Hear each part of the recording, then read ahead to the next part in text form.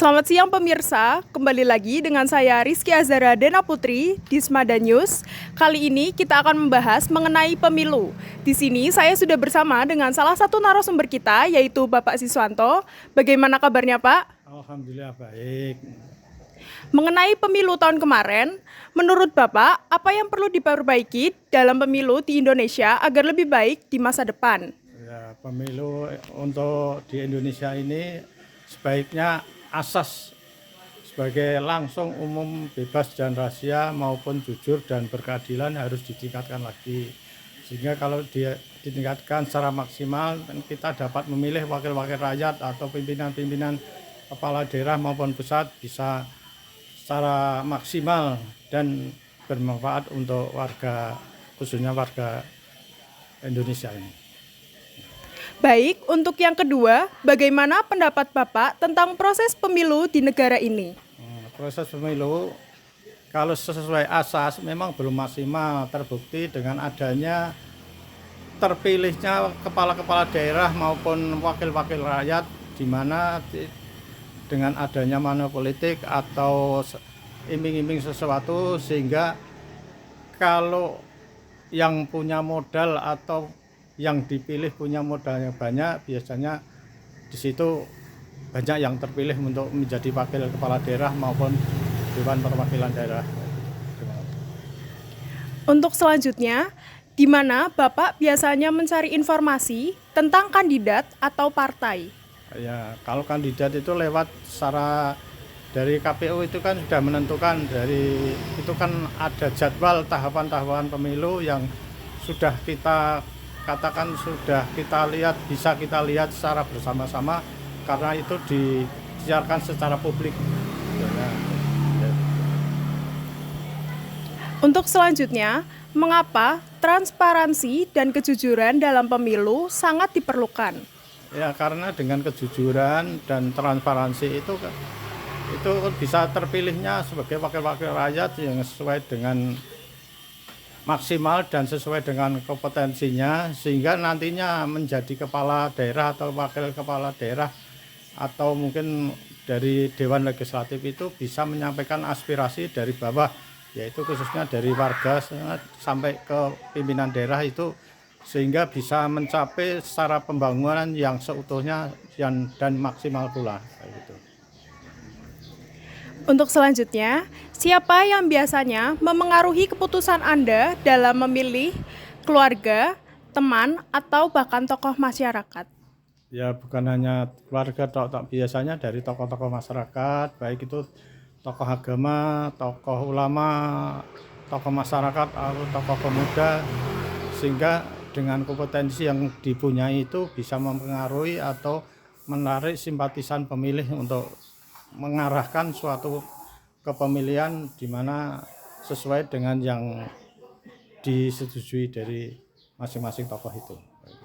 Baik, terima kasih atas ketersediaan waktunya Bapak untuk dimintai tentang pendapat tentang pemilu kali ini. Kurang lebihnya baik, terima kasih atas ketersediaan Bapak. Sama-sama Mbak. Ya. Oke pemirsa, berikut berita yang dapat saya sampaikan. Terima kasih dan sampai jumpa. Baik, terima kasih Rizky Azhara Dena Putri. Saya Amanda Gati Maharani bersama dengan narasumber kedua yaitu Bapak Yanto. Terkait pemilu tahun lalu, menurut Bapak, apa yang perlu diperbaiki dalam pemilu di Indonesia agar lebih baik di masa depan? Yang perlu diperbaiki jelas.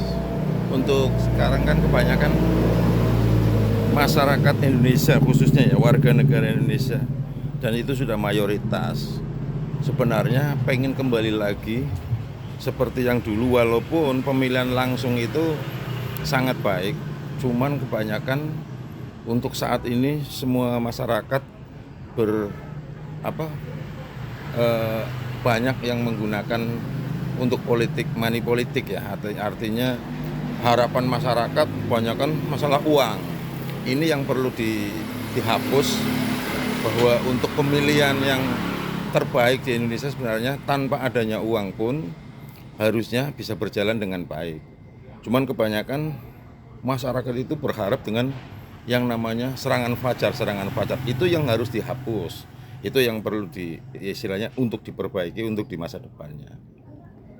Baik, selanjutnya bagaimana pendapat Bapak tentang proses pemilu di negara ini? Menurut saya ataupun menurut kami semua ya, prosesnya sudah baik, artinya sudah berjalan dengan baik ya. Tidak ada istilahnya cuman yang perlu istilahnya yang saya harapkan, semua yang namanya pemilu di Indonesia ini sudah sangat baik, artinya bisa berjalan, nggak seperti yang kalau dulu kan kita melalui parlemen ya, artinya dipilih melalui parlemen. Kalau sekarang kan dipilih langsung oleh masyarakat, jadi itu sudah sangat baik. Di mana Bapak biasanya mencari informasi tentang kandidat atau partai tertentu? Yang namanya kandidat biasanya sudah diumumkan oleh KPU biasanya, artinya bahwa calon-calon dari mulai legislatif sampai dengan pilkada yang kemarin ataupun pemilihan presiden kemarin itu secara publikasinya sudah jelas. Pertama melalui KPU. Kalau langsung pusat ataupun presiden biasanya melalui televisi atau media. Yang jelas adalah kita mencari istilahnya mengetahui ataupun mencari tahu siapa kandidat itu biasanya melalui dari partainya masing-masing. Namun sudah terbiasa sekarang sudah melalui baleho maupun semuanya sudah tertera di setiap kota maupun terpampang baleho, itu semuanya tahu.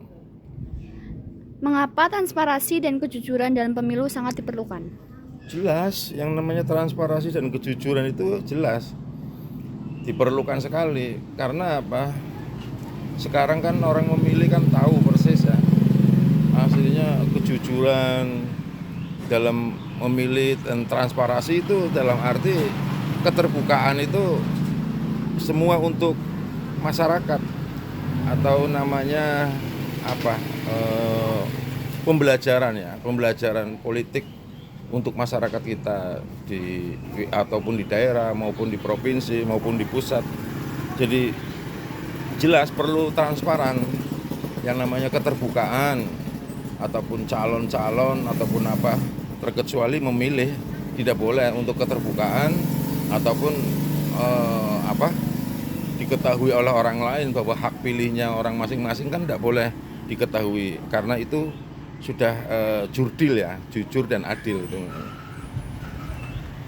Siapa yang biasanya mempengaruhi Bapak dalam memilih? Ada keluarga, teman, atau tokoh masyarakat? Saya rasa tidak ada ya yang dipengaruhi.